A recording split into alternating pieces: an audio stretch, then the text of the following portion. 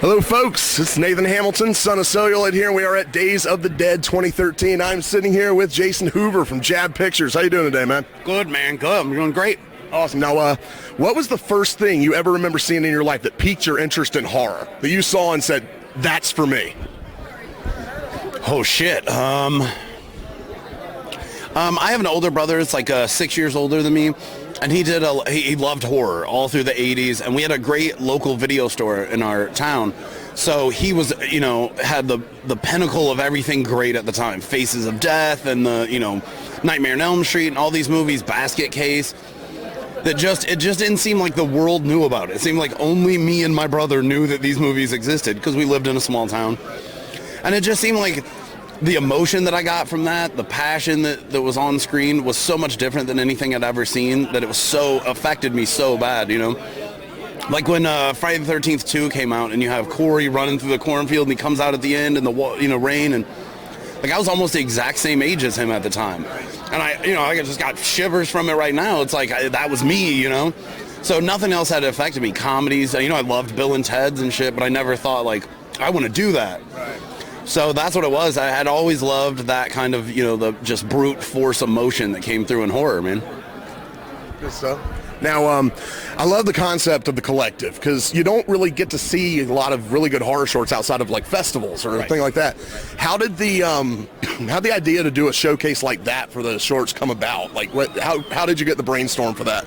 Almost exactly what you just said. There's nowhere to see a good short outside of a festival. And the big thing was everybody was like, it's not commercially viable to try to sell a 10-minute short or a 15-minute short. People are like, I don't know what I want to give you for that. Nobody's going to give you $15 or $10 or whatever. So I just thought, well, if we could figure out how to combine all of our stuff together, then not only as horror filmmakers, we're getting our stuff out to people, but as horror fans, you're not taking the chance on buying somebody's shitty $15 movie.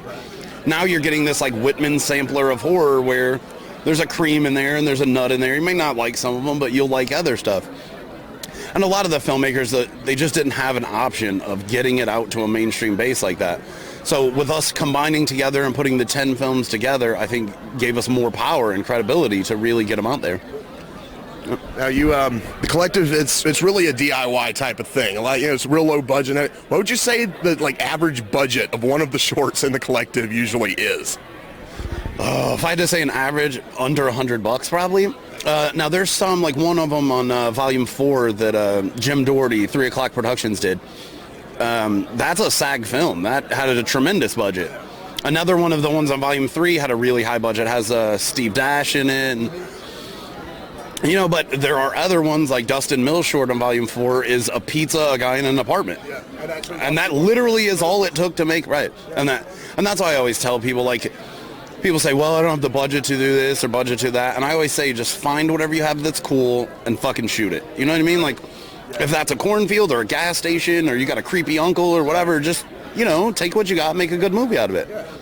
And there are, like Dustin Mills, there are prime examples of having nothing and making a compelling film out of it. But yeah, overall, that was kind of the whole point, was don't spend a lot of money on it so that your investment and risk, your risk to reward isn't as high as it would be if you spent $5,000 on a movie. If you spent $250 on it, you're like, nah, I only have to sell 20 DVDs or whatever, I make my money back. So it was a really good way for filmmakers to not have to like jump in the deep end to make a feature, but also be able to do these kind of super creative things on a very small scale. Now, all the collectives follow a central theme for everything. Do you come up with the theme first and then approach filmmakers you think would fit that theme well? Or do you pick the filmmakers first and say, what could I do to unify these talents right here? Well, when I originally started off, I did the first 6. I just wrote them down. I was like, this is what we're going to do. 1, 2, 3, 4, 5, 6. And then I get, an influx of people who want to be involved with the collective and new filmmakers. So I've kind of done that, kind of a combination of that, where I've found like, okay, well, you'd be really good for Volume 5, so let's put you off from 4 until 5 and kind of get everybody to fit. The one that really was curtailed to each one was Volume 4, which is Emotions. And that one I really picked. Like, I picked Doherty to do his intentionally, and, James Manning got Lust because that's kind of his genre. And So I really wanted to give each person, instead of making them step outside their genre, really keep true to what they do and give them a chance to just showcase. But there are other ones where I enjoy putting a filmmaker in that position, and I think they enjoy it too. Volume 2 is a cardboard box that I got from Michael's, cost $1. I sent it to people, and I got probably 9 fuck yous back to me. Like, this thing's gonna make me crazy, man. Like, I got 50 stories for this one little box.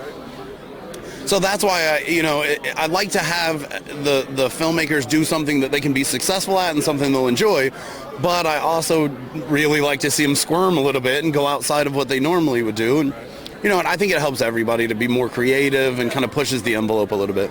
Yeah. Actually, the box was my favorite theme from any of the collectives. I thought that was the one that had the most creative license you could do with it. Definitely the one that draws it together the tightest, I think, because you see that box come up in every movie. So more than a theme, it's literally an object that you see each time. And seeing how everyone used it was a really great thing. Now, the one of them you did in the first one was the last one. It was all of the meat packing footage cut through.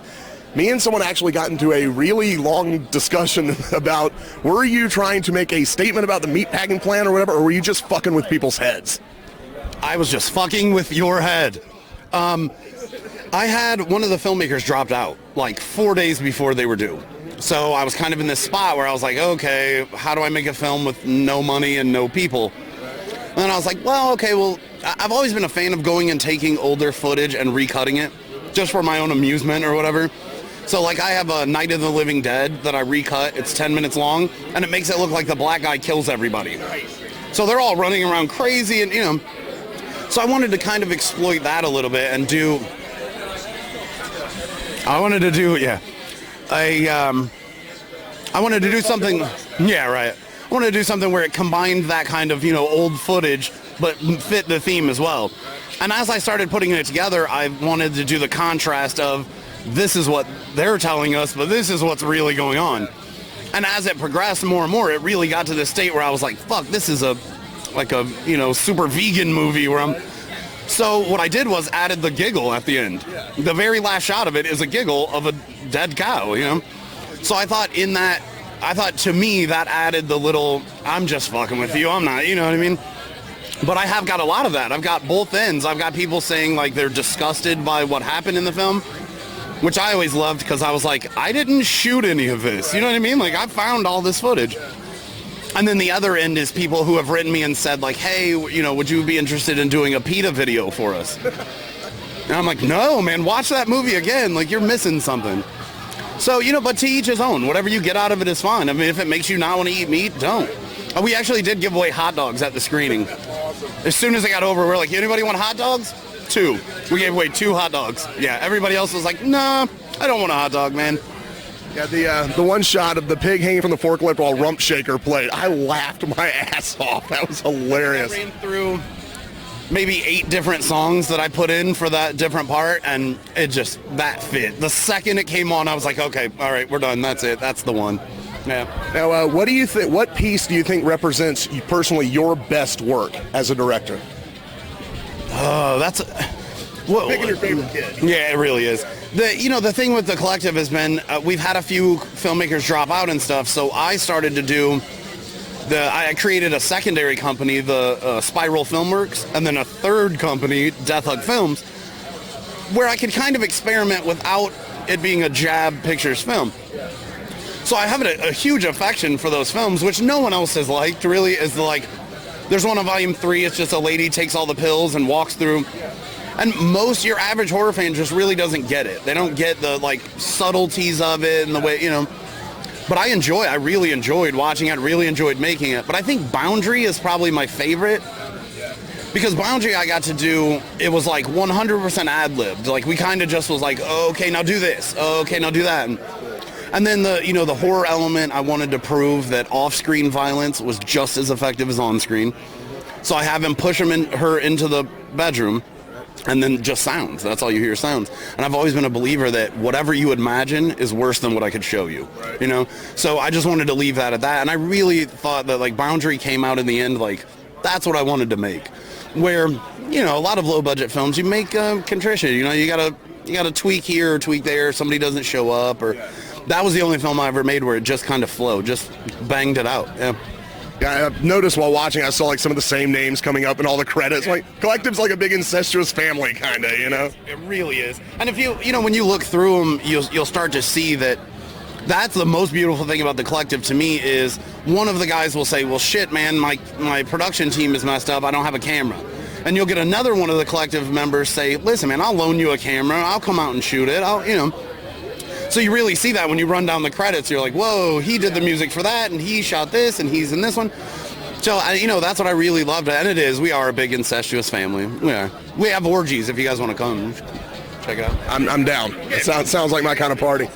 Now, me and you are both the type of guys that love pushing independent horror as much as humanly possible. But the problem with a lot of independent horror is it just doesn't get seen. Now, you've actually got good buzz and good, stuff for the Collective. What's the secret to getting your indie flicks seen? I think the first key really is to have a technically proficient movie. Can I see it? Can I hear it? I know that sounds ridiculous, but that would solve a lot of the problems. It really would. There are a lot of movies where you can't either see it or hear it at the same time. So just having that, and my thing has always been that like me and you, I think we connected on more of a personal base than we even did over films initially. And that's always been the thing to me is there are a lot of extremely cool people in the scene who want to support your stuff and want to see your stuff. So if you have a quality product, getting it out to people isn't as hard as everyone makes it out to be if you just have a little dedication, I tell people it's the same thing as if you had a pizza restaurant. You got to buy an oven. You're going to have to buy, you know what I mean? You're going to have to spend some money. So if you get a table at a horror show and you send out copies to reviewers and you put out that little bit of money, if your stuff is good, it will make it out there. It really will. You don't need a distributor. You can self-distribute. Everything I've ever released is self-distributed. And then that was the kind of thing with the Collective too was, let's create a distribution network by 9 other filmmakers. Right. Every time you do a show and I'm not there, I'm still selling a copy of my movie, So it became what's good for the goose is good for the gander. Everybody gets ahead in the end, So that's been the biggest thing I can tell people is just do it. Just plug away at it. Just send it to people. Every time you see somebody post a review, say, hey, man, you want to check out my stuff? Just get out there and do it. Just don't take no for an answer. You know what I mean? Networking, the same, secret to anything. If you come to a show like this, man, you're going to walk out of here with a good 20 reviewers, 5 or 10 bloggers. You know what I mean? Like, it's not as hard as everybody makes it out to be. Yeah, that's what I found out about the Collective was the days last year. Right. And that's what I mean. Like, you may have to eat the cost of a table, but I ate the cost of a table, met you, you did a review, now you've reviewed all of them. Throughout the series, I've definitely covered my cost through the movies you've sold through your website. So, in the end, man, it works out. And having a good reviewer like you, there are shitty reviewers. There's shitty independent filmmakers and there's shitty reviewers, man. So, and the thing to me has always been like, look, man, I put my heart and soul in it. I packaged it. I sent it to you. I contacted you. I'm cool with you. Don't give me a 2-sentence description of the movie. You know what I mean? Like, you could read the back of the DVD and get that. And people have always said, does it bother you to get a bad review? And I really enjoy it. I genuinely enjoy that somebody is giving me the no-nonsense their take on what happened. And whether they like it or not, at least there's emotion behind it and there's honesty in it. And because you'll get a lot of reviews that are like, yeah, this movie was solid. The guy walks here and does this. And you're like, that's a description. That's not a review. And a review really should be opinion. It really should be. You should inflect that opinion in there because you represent a certain group of people. I represent a different, each person has their own kind of favorite top 10. We did a thing on one of the shows where we put out a box with a notepad, write down your favorite movie of all time. I got a Fast and the Furious out of that box, yeah. So then that to me was like, I can't make a movie for you. You know what I mean? No matter what I ever do, it will not be what you want to see. So I think as independent filmmakers too, we have to understand that. We have to understand that you're not going to get rich and famous in 3 months. You know what I mean? Like if you can get, there's some filmmakers, John Pata did a film called Dead Weight. And I've always said that even if only 300 people see it, it's still a great film. It doesn't matter that only 300 people see it. And if those 300 people see it and think it's great, then they may tell you know what I mean? Like, so as an independent filmmaker, it's not this like, oh, I'm going to buy a Ferrari and I'm going to do, it should just be at the base. I want to make good shit, have a good time doing it, and get it out to as many people as I can. If that's 10 people or 1,000 people, I think you should be proud of that. I really do. I think that whatever numbers you hit should be legit for you. It seems like everybody's chasing this dream of, being the Eli Roth or whatever. And it's like, there's only a handful of those dudes, man. Like, you're not going to make it that far, probably. But why not enjoy the ride? Why not enjoy that 500 people like your movies, You have people like Toe Tag Films, Fred Vogel and Shelby Vogel. Completely underground. They've done everything grassroots. Absolutely, right. And they've done everything grassroots, you know what I mean? No distribution deals and stuff. And I know thousands of people that own those movies, Now, they're not buying, the downtown of Pittsburgh with their money, but they're living and paying their bills and doing that on something that, a handful of people in the world are doing, And even on the worst day of shooting, if no one cares about your movie and everybody says it sucks, it beats a factory job. It really does, man. So just chase the dream, you know what I mean? Never give up. It's like you recently said on Facebook, the best some of your favorite movies are made by nobodies. That's the way it is.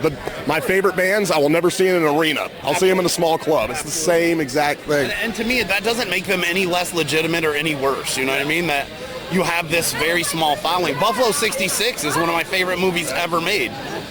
I rarely can have a conversation with someone about that movie because they're like, I don't know what you're talking about. Christina Ricci is so hot in that flick. Oh my God, dude. Yeah. And I just love Gallo. I love everything, the way he shot that movie, the way he is. The photo booth scene is just flawless to me. But I also understand that doesn't hold everyone's interest. There are a lot of people who are like, all right, I'm done with this. But that doesn't make me love it any less either. Like, I'm a big fan of that. Don't have guilty pleasures. Bad Boys 2 is a great movie. Fuck you if you don't like it. I love that shit. You know what I mean? So I've always been like, just seek it out. And, that's what I love about the horror scene is if you come to a show like this, you're going to hear probably 20 times, oh, have you seen this? Or have you seen... And I always tell people, write that shit down, like really go home and see Play Misty for me, like we were talking about. Because in your normal life, you're probably not going to come across Play Misty for me, you know what I mean? You need somebody who tells you, like, this is a good movie. And that's why I love the indie scene. I think the indie movie scene is the exact same as the indie music scene, man. It's just, it's one guy telling another guy, this fucking kicks ass. Check it out. And, that's what I really like about it. I've learned to really enjoy the indie scene and the way people are and the way the grassroots kind of connection is. I had a guy 2 shows ago give me a bootleg copy of my own movie. Really? He's like, have you seen this, man? It was Spike. And I was like, well, this is weird because I'm really flattered that somebody loved it and copied it and gave it to me and all that. But on the other end, I'm like, shit, man, I pay for those, So, it's a weird thing, but just, in the end, having somebody love your stuff is all it takes to me, Like, if I never get rich or famous, but you enjoy the collective, I'm good, I'm good in the end. I'm happy. Now, you actually just finished working on your first feature. So can you tell us a little bit about that? No, not at all. No. All right. Secretive. All right. Well, I guess that's about going to wrap it up here. You want to say any last words to the cellmates out there? I do. First of all, Son of Celluloid is probably the best writer there is in the indie scene. That is hands down. That really is. The level of dedication, the talent as a writer, first of all, to waste the talent of your writer on shitty movies is, But yeah, just, support the indie scene, man. If you see a guy and you see the passion and you know what I mean, give him $10. You spend $10 on shit all the time, you know what I mean? Crap you don't even have anymore. So, support the scene and let people know that you do believe in what they're doing and you do realize that there's an effort in it and there's a talent to it. And the other thing is, stop making shitty movies if you're an independent filmmaker. You know what I mean? Like, I've always said, like, you saw it. Like, why am I an asshole because I pointed out that the sound's bad? Like, you watched it before you know what I mean? You know better. But yeah, just overall, just, support the dream, man. There's guys really out there like blood and guts and tears and sweat and, struggling to make it, even to this mid-level. And without, the insert cards for the DVDs say, thank you for supporting independent horror. Without you, would be a bunch of idiots running around with camcorders. Right. Because that is a fact, man. Without good, supportive people like you, we don't have a business, you know what I mean? We'd just be assholes with camcorders.